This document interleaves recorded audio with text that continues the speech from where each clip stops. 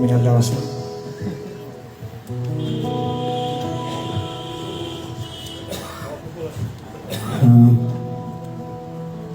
পোনপ্ৰথমে চতুদা খুব মৰমৰ আছিল দাদা। মানে চতুদাৰ মই চিনাকি হ'লোঁ পোনপ্ৰথমে আমাৰ চতুদাৰ সেইফালৰ পৰা। তো চতুদাই মই গীটাৰ শিকিম বুলি আহিছিলোঁ দাদাৰ ওচৰত। তো দাদাই খুব আদৰেৰে মোক ল'লে, যে ক'লে চতুদাই তুমি গীটাৰ শিকিব খুজিছা, মোৰ লগত আহিলে কিন্তু তুমি বহুত ষ্ট্ৰিক্ট হ'ব লাগিব, শিকিব লাগিব ভালকৈ। তো মই ক'লোঁ হ'ব চতুদা, মই শিকিম ভালকৈ। তো দাদাই মোক শিকাওঁ বুলি ক'লে, মানে শিকাওঁতে মই প্ৰথমে সেই ওপৰৰ ৰুমটোত চতুদাৰ ৰুমটোত মই শিকিলোঁ, আহিলোঁ। তো বহিলোঁ, চতুদাই শিকালে। তো তেনেকৈ বন্ধুত্ব আৰম্ভ হ'ল আমাৰ। এইটো ৰুমতে আমি বহি একেলগে বহিছিলোঁ, কেতিয়াবা গান গাইছিলোঁ। চতুদাই গীটাৰ বাদ দি মোৰ লগত, মোৰ গান ভাল পায় কিন্তু তেওঁ গীটাৰ বাদ দি তেওঁ ড্ৰাম বজাব আৰম্ভ কৰে কেতিয়াবা। তো তেওঁ মোৰ কণ্ঠত খুব ভাল পায় পাপনৰ গানবিলাক। মই একচুৱেলি পাপনৰ গানেই গাওঁ। আৰু চতুদাক হেৰুৱাই খুব বেয়া লাগিছে আজি, মানে খুব মনত দুখ পাইছোঁ। তেওঁ মোৰ কণ্ঠত মানে পাপনৰ গানবিলাক ভাল পাইছে। তো সেইকাৰণে আজি পাপনৰ গীত এটি মই গাম। আৰু মোৰ তেওঁৰ লগত শুৱনি কুঁৱলী ফাকে গীতটি মই গাইছিলোঁ। তো খুব ভাল পাইছিল। ইউটিউবত মই দিছিলোঁ তেওঁৰ লগত ৰেকৰ্ডিং কৰি কিনে। তো সেই গীতটি মই অকণমান গুণগুণাই দিছোঁ চতুদাৰ কাৰণে আজি, তেওঁ যাতে তেওঁৰ আত্মাই শান্তি পাওক। তো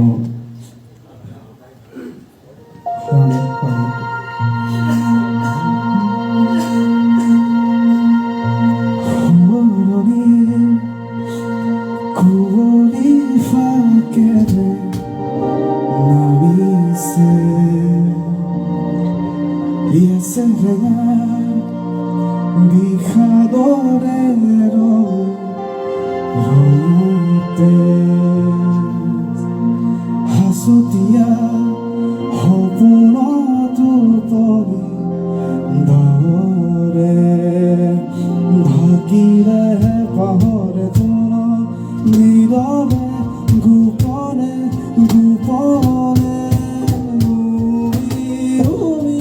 জ্বলি উঠে বেদনাৰ জুই, ভাঙি দিলা মনৰে দাপোন বিষণ্ণতা। ভাল পাবনি শিকিলোঁ, ভায়ো হেৰুৱালোঁ, ভালনি শিকিলোঁ।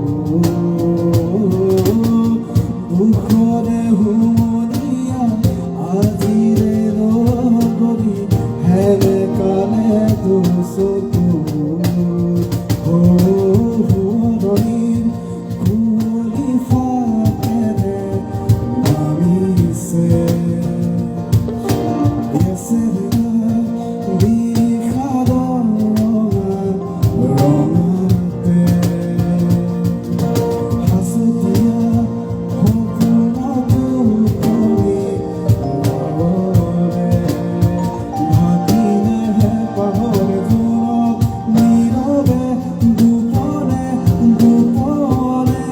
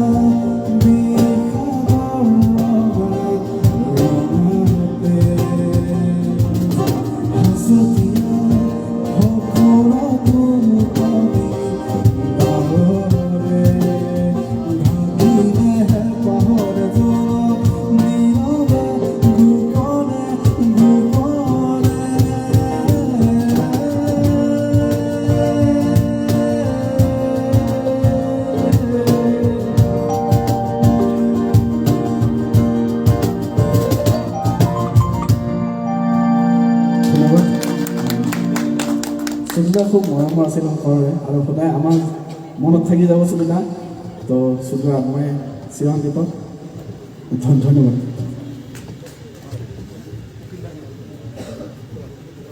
কপিল দা আপুনি মঞ্চত আহিব লাগে